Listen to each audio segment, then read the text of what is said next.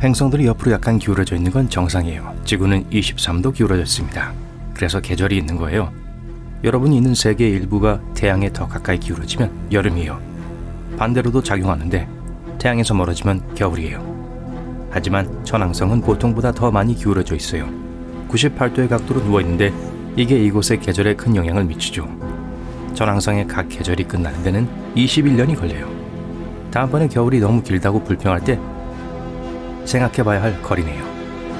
여기 지구에서 우리는 몇 분, 몇 시간, 심지어 며칠 단위로 거리를 측정해요. 가장 친한 친구 집까지 걸어가는데 10분, 가장 좋아하는 카페까지 차로 15분이 걸리죠. 하지만 우주에서는 달라요. 방대한데 그것은 즉 우리는 특정 지점에 도달하는 데 걸리는 시간을 연 또는 대부분의 경우 광년으로 측정해요. 그러니까 만약 언젠가 달을 걷고 싶다면 38만 5천 킬로미터를 걷는데 9년이 걸릴 거예요. 근처에 있는 별 프록시마 센타우리로 가고 싶을지도요. 아마도 차를 전속력으로 밟아서 시속 113km의 일정한 속도로 유지한다면 약 3,560억 시간 혹은 약 4,050만 년 후에 그곳에 도착할 수 있을 거예요. 제 말을 믿으세요. 첫 2천만 년이 지나면 여러분은 왜 그곳에 가려 했는지 자책하게 될 거예요.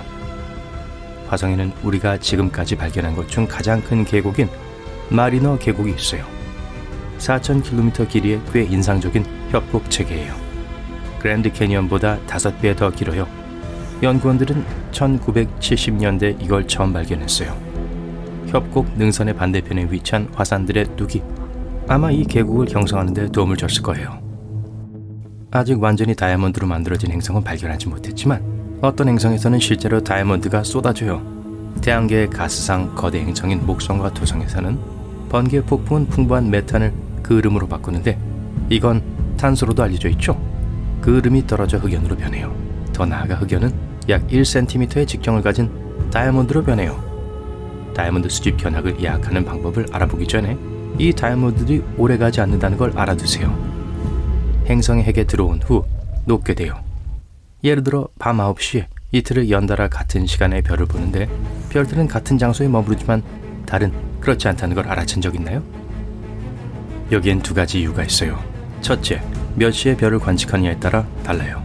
예를 들어 오후 8시에 밖에 나가고 내일은 밤 11시에 본다면 달은 꽤 다른 두 곳에서 볼 수 있어요. 이 경우 우리의 지구가 돌고 있기 때문에 심지어 별들도 하늘의 다른 장소에 있게 될 거예요. 아시다시피 한 바퀴 완전히 도는 데는 24시간이 걸려요.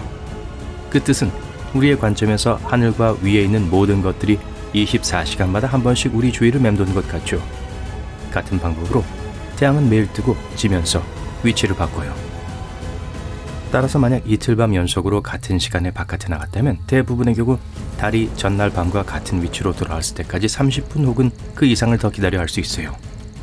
별들은 거의 움직이지 않고 서 있어요. 움직이는 것처럼 보이지만 그건 단지 지구가 돌고 있기 때문이죠. 하지만 달은 사실 우리 행성 주위를 돌며 다른 단계를 거쳐요. 예를 들어 초승달은 달이 하늘에서 완전히 어두울 때예요. 보름달은 햇빛을 받는 쪽이 지구를 향하고 있을 때예요. 그게 지구 주위를 한 바퀴 도는 걸 끝내는 데는 약 한 달이 걸려요. 아마 지구로부터 4천만 광년 떨어진 이 다음 행성에서 다이아몬드 채집 탐험을 더 잘할 수 있을지도 몰라요. 과학자들은 이걸 슈퍼지구라고 부르곤 했어요. 슈퍼지구는 일반적으로 우리보다 훨씬 큰 행성이에요. 예를 들어 이 행성은 지구의 2배 크기예요.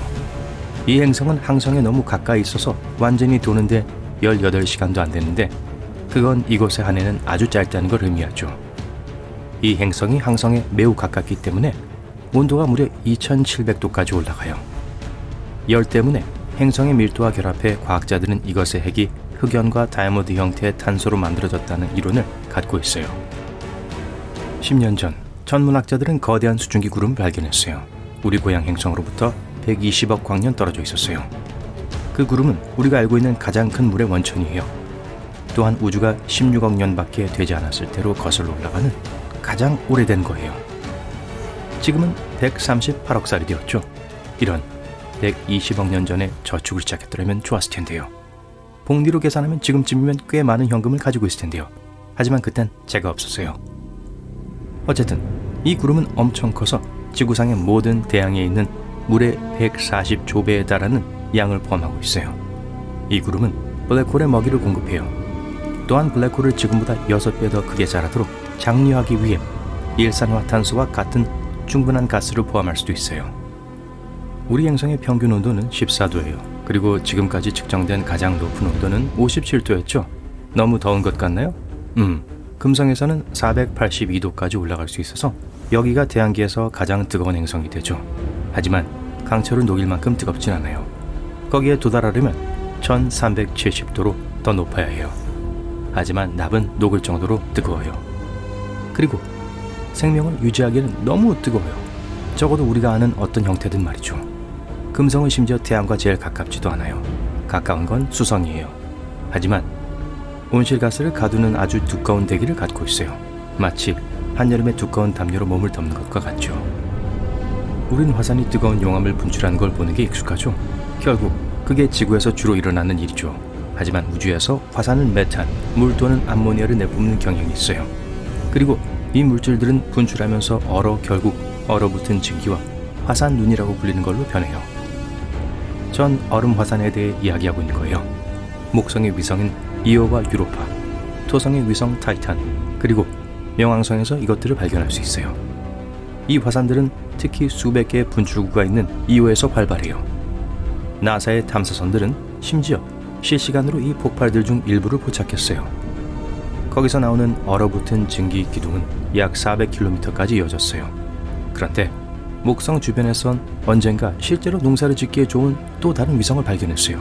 이름은 EIEIO예요. 빛이 블랙홀 안으로 사라진 후에 정확히 무슨 일이 일어날까요? 광자는 빛의 입자예요. 사건의 지평선은 블랙홀의 경계예요. 예를 들어 광자 같은 게 선을 넘어 경계선 안으로 들어가면 더 이상 빠져나갈 수 없어요. 하지만 블랙홀이 그걸 파괴했다는 뜻은 아니에요. 거대한 질량이 무한히 작은 공간에 채워져 있는 곳으로 광자를 빠르게 중심부로 끌어당겨요.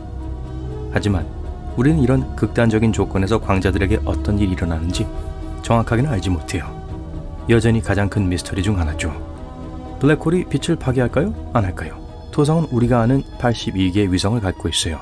53개의 위성이 확인되었고 29개의 위성이 공식적인 이름을 얻기 전에 실제 위성으로 확인되기를 기다리고 있어요. 그리고 가장 멋진 위성들 중 하나는 이아페토스라고 불리는 폭 1470km의 바위 덩어리일 거예요. 한쪽은 어둡고 다른 쪽은 밝아요. 이것은 밝은 반은 다른 반쪽보다 20배 더 빛을 반사해요. 나중에 밝혀졌지만 밝은 면은 얼음이에요. 어두운 면은 좀 더 복잡해요. 한 이론에 따르면 다른 위성, PB라는 위성에서 오는 입자 때문에 어두운 거라고 해요. 다른 이론은 그게 열 때문일 수도 있다고 해요. 위성이 아주 느리게 회전하고 있기 때문에 그것의 암흑물질이 열을 흡수하고 그게 위성을 더 어둡게 만들어요. 여러분은 블랙홀이 얼마나 커질 수 있다고 생각하나요? 이론적으로 우리는 이것의 질량의 상한치를 정할 수 없어요. 하지만 천문학자들은 특정 은하의 중심부에 위치한 극대 질량 블랙홀이 대부분 100억 태양 질량까지 클 거라고 믿고 있어요. 최근에 심지어 이 극대 질량 블랙홀이 물리적으로 이보다 더 클 수 없다는 걸 발견했어요. 왜냐하면 이 경우 먹이를 주는 강착 원반의 교란을 일으키기 시작하기 때문이에요.